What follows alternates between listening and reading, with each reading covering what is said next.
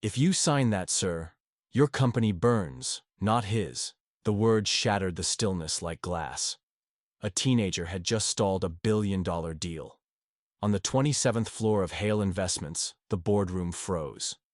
Maya Williams, 16, in creased sneakers and a janitor's badge, stood at the glass entrance, her finger aimed directly at the contract Jackson Hale had been seconds from signing. The pen in Jackson's hand hung in midair. His silver eyebrows drew together. His wife Clara narrowed her eyes. Derek Vaughn, the slick Texan with the megawatt smile, let out a smooth, almost rehearsed chuckle. "Excuse me," he said coolly. "I read the clause," Maya replied. Her voice didn't waver. "Page 14. It transfers all merger liabilities to your firm. If anything collapses, fraud, debt, lawsuits, Vaughn Global walks free. Hale Investments takes every hit." A ripple passed through the room. A young executive pulled the contract closer. Another tapped nervously on his tablet. "She's the janitor's daughter," someone whispered. Clara leaned forward. She shouldn't even be here. But Maya didn't back down. She'd seen too much to pretend now. Just 8 hours earlier, it had been routine. Her mother vacuumed the outer halls. Maya, dressed in a hoodie and visitor pass, quietly wiped down conference tables and emptied bins. The job was silent, invisible. Finish and leave, until she found the folder. Left in a copier tray. Partially open, its cover stamped. Final draft. Merger agreement. It didn't call to her out of curiosity. It was instinct. She had grown up watching SEC hearings with her grandfather, reading fine print like fairy tales, and writing essays on corporate implosions. She noticed the trap the moment her eyes hit line 3, subparagraph C. It was clever, disguised beneath corporate legalese, but the result was simple. Hale Investments would be the fall guy. "Mom," she whispered later in the hallway. "This contract flips the whole thing. It's bait." Her mother didn't even look up. "You want both of us fired?" Now, standing in the glass chamber of power, Maya held the room in the palm of her hand. "You're saying we absorb full liability?" Jackson's voice was tight. "Yes, sir," Maya said. "It's subtle, but it's built to bury you." Clara scoffed. "She's a child. She's cleaning floors, Jackson." But Jackson wasn't listening anymore.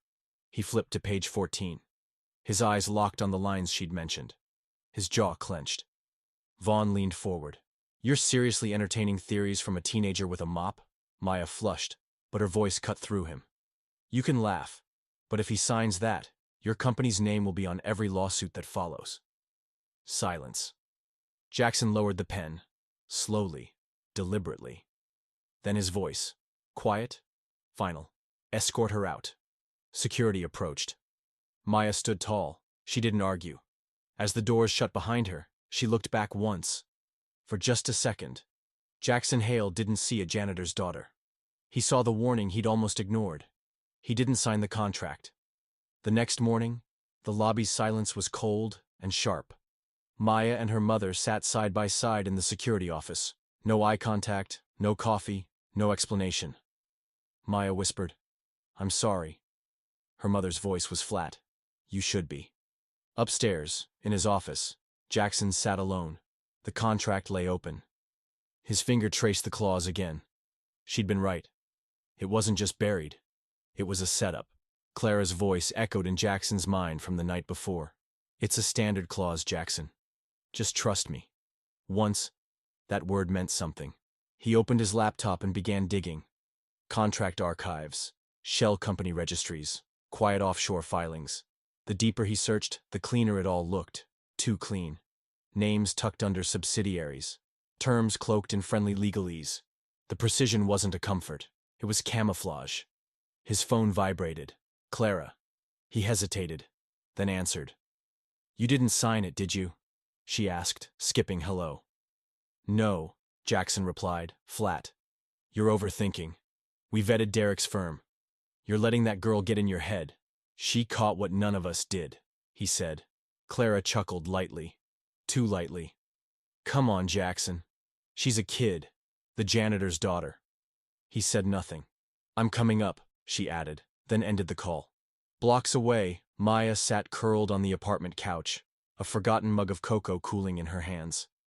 The room was quiet except for the faint tapping of her mother, flipping through job listings on her tablet. Maya glanced over. "Do you regret it?" Denise exhaled through her nose. "I regret that you lost faith in adults doing their damn jobs." Maya didn't answer. But somewhere beneath the silence, she still believed she hadn't been wrong. Her phone chimed. An email from an unfamiliar sender. Robert Barnes. Subject line, "You saw it too." She clicked. "I used to work there. I know what you saw. If you're willing to talk, I'll listen." Maya's fingers hovered above the keyboard, then slowly began to type. Maybe she wasn't crazy. Maybe she wasn't alone. That night, Jackson opened a private safe behind a bookshelf. Inside, a dusty file. Barnes' internal review. He hadn't looked at it in 2 years. Buried within were flagged memos, skipped audits, and warnings his board had once brushed aside. One page in particular, circled in red pen, read, "Risk exposure, centralized. One signature trap equals systemic collapse." It was signed, Robert Barnes. Jackson leaned back in his chair, eyes shut. For the first time in years, he felt something uncomfortable crawling in. Doubt. Clara arrived without knocking. Her heels struck the floor like a gavel as she approached. "It's still sitting there," she said, folding her arms. "You've had a day. I'll need more," he replied. "Jackson," she said coolly, "this deal is time-sensitive. Derek's giving us terms no one else would." "I also saw a clause that nearly gutted us," he replied. She walked around the desk, running a manicured nail along the contract. "Legal noise. 1 paragraph. You know how this works. Please don't tell me you're giving that girl more weight than me." He looked up. "She caught what you didn't. What none of us did. Not you, not legal, not even me." Clara's smile faded. "She's a child, and you're letting her unravel everything we've built." "No," he said, standing. "What worries me is that she was right." Later that evening, Maya sat huddled near the radiator, scrolling through encrypted PDFs Barnes had sent. Tax filings, shell trails, clause comparisons. She didn't grasp every legal term, but she saw the same trick. Identical clauses used before by Vaughn, each one timed to trigger liability dumps. One case from Houston. 6 months post-merger, the target firm crumbled. Vaughn profited. Maya highlighted key terms: indemnification, contingent liability, burden of performance. She didn't need a law degree to smell a setup. "I can't believe he married her," Maya muttered. Behind her, Denise scrubbed dishes. "Power marries ambition. That's nothing new." At that same hour, in a private gold lounge overlooking downtown, Jackson nursed an untouched drink. He wasn't here to relax. Across the room, half shielded behind frosted glass, sat Clara. Beside her, Derek Vaughn. They laughed. Her hand brushed his wrist. His smile was too easy, too familiar. He leaned in, passed her a flash drive. Their fingertips lingered. Jackson turned away, jaw clenched, bile rising. Back at home, Maya's phone buzzed. Text from Barnes. "Look into Clara's accounts. 3 offshore transfers, Cayman, BVI, Zurich." Maya's stomach dropped. She ran a search through public transaction records. Her hands trembled. Clara Hale, a dormant trust, British Virgin Islands. At the same moment, Jackson opened his email. Subject: suspicious account access. Internal alert. Clara had attempted to transfer $2.5 million from a dormant reserve account. It had been blocked, but not before it had been attempted. Jackson collapsed into his chair, spine rigid with realization. The threat wasn't tightening around him. It was inside his house. That night, 3 people stared sleepless into the dark. Jackson Hale, finally seeing the cracks beneath his empire. Maya Williams, holding the scattered shards of something far too vast for 16 years. And Clara Hale, whispering in the back seat of a black SUV. "He's starting to dig," she said. Derek Vaughn barely blinked. "Then we bury him before he reaches the roots." The first shot came in silence. No subject. No sender. Just an audio file. Jackson hovered over the attachment for a long moment. The building was dark. Everyone had gone home. Still, the air felt tight, like the walls were listening. He clicked. Clara's voice. Calm. Chilling. He won't ask questions. Not if I push at the right moment. Then Vaughn, his southern drawl dripping control. And if he does, we remind him what he's got to lose. Jackson didn't breathe. He replayed it. Once, twice, 3 times. Each time, something inside him fractured, not loudly, but finally. He forwarded the file to his personal attorney, leaned back and stared at the ceiling.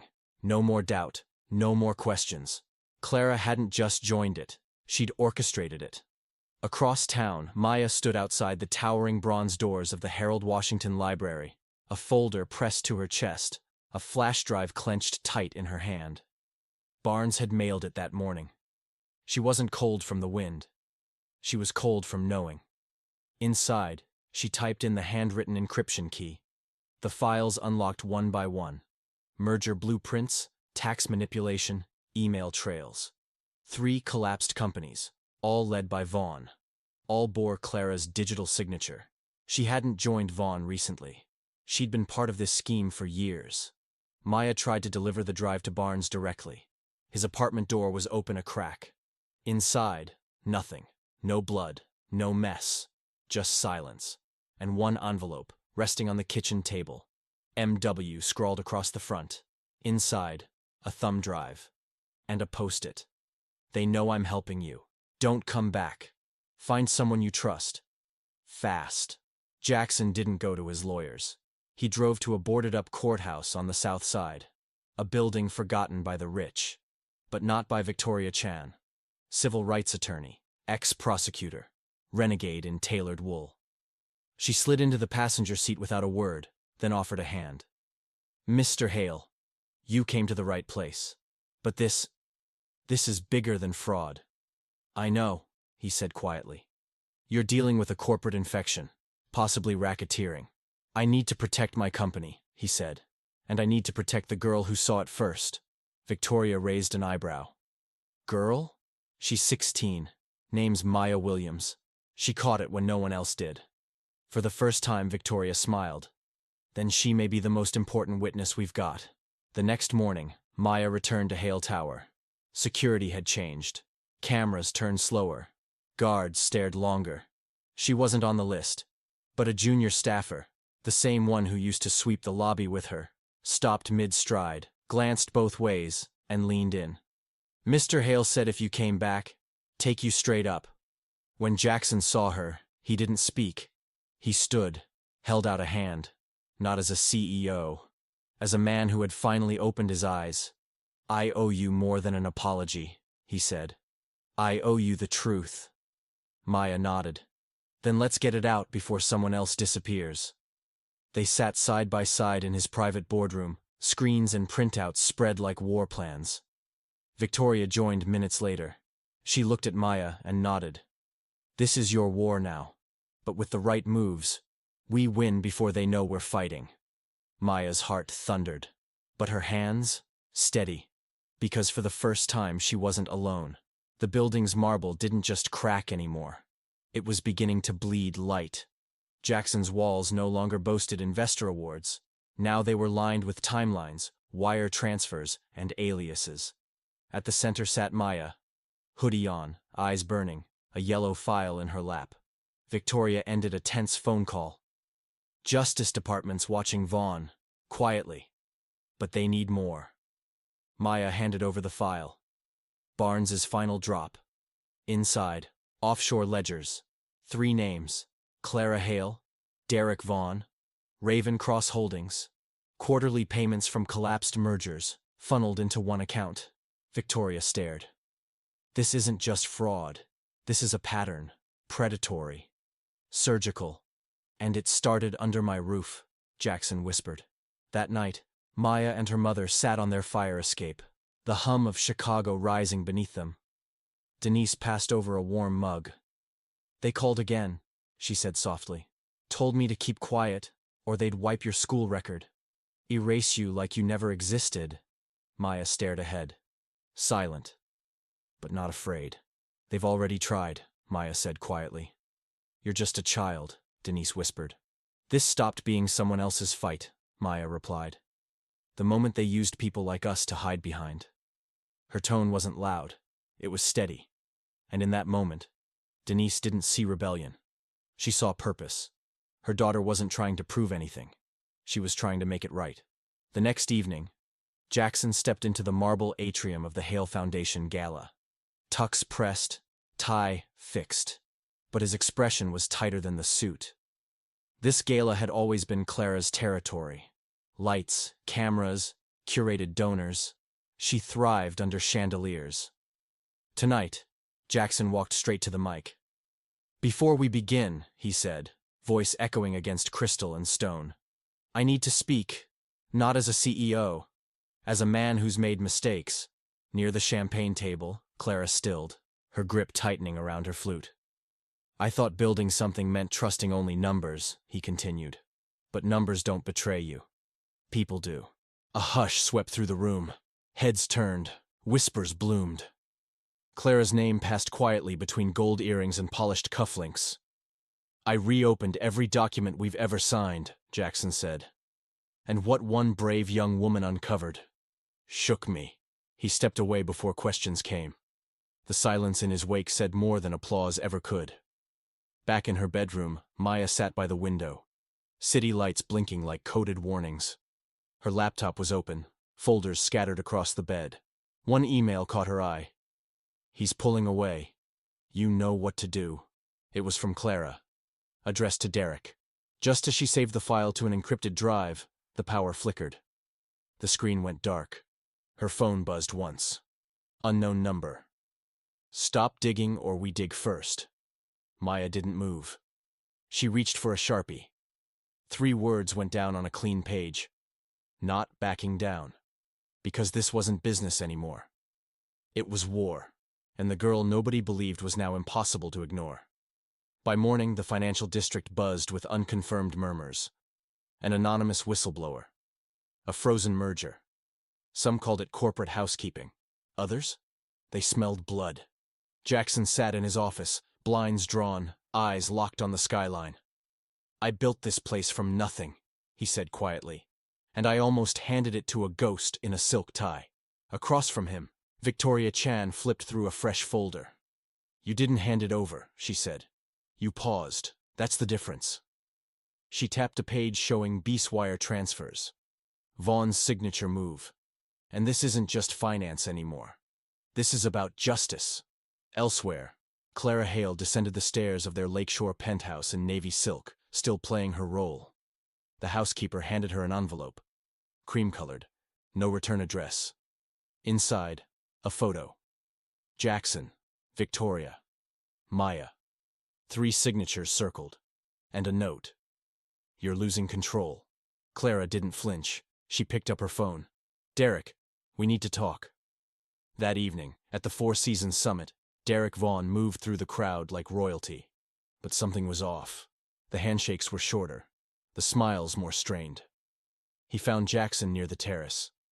Well, Vaughn said smoothly, you've stirred up quite the storm.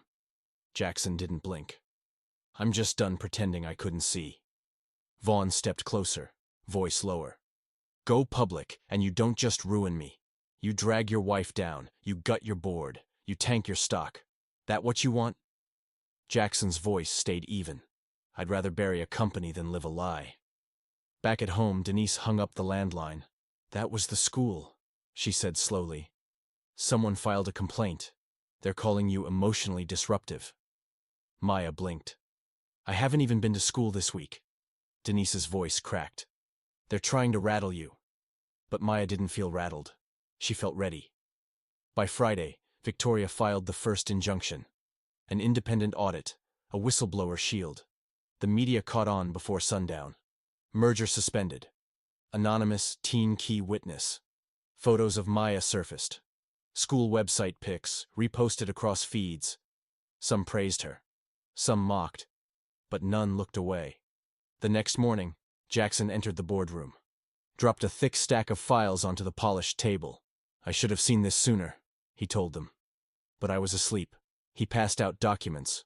transfers, offshore accounts, emails. Then met their eyes. "You've got a choice," he said. "Help me clean house, or be part of what burns." "You can burn this house from the inside," Jackson said, eyes scanning the boardroom, "or watch it collapse from the outside." No one argued. Not this time. One by one, heads began to nod. Across town, in a quiet cafe tucked near the Loop, Clara Hale sat across from Derek Vaughn. Gone was the charm in her voice. "He's not backing down," she muttered. Vaughn didn't blink. He slid a black folder across the table. Inside, names, judges, journalists, a federal clerk. "Then maybe," he said smoothly, "we stop being quiet too." Clara shut the folder slowly. "We bury them." They didn't notice the girl across the street. From the window of a passing bus, Maya Williams filmed every frame. The war had gone public, and it was far from over. By Monday, Hale Investments was a battlefield disguised as a business. Internal servers, under maintenance. HR, whispering. Legal poring over past approvals. Compliance teams flagged emails by keywords. Offshore, Vaughn, whistleblower. In the center of it all stood Jackson Hale. Not rattled. Ready. At their penthouse, Clara paced in the morning light, voice low into her phone. "They're coming." Vaughn's voice, cool as glass. "Let them. We don't retreat. We strike." "You said the files were buried." "They were," he hissed. "Someone exhumed them." Clara's tone dropped. "It's not Jackson," she said. "It's the girl." Pause. Then Derek's voice. "Then it's time the world remembers who holds the power." At school, Maya walked the halls like a ghost no one could ignore. Half the students watched her. The other half whispered as she passed. Hero. Liar. Trouble. At her locker, a note slipped to the floor.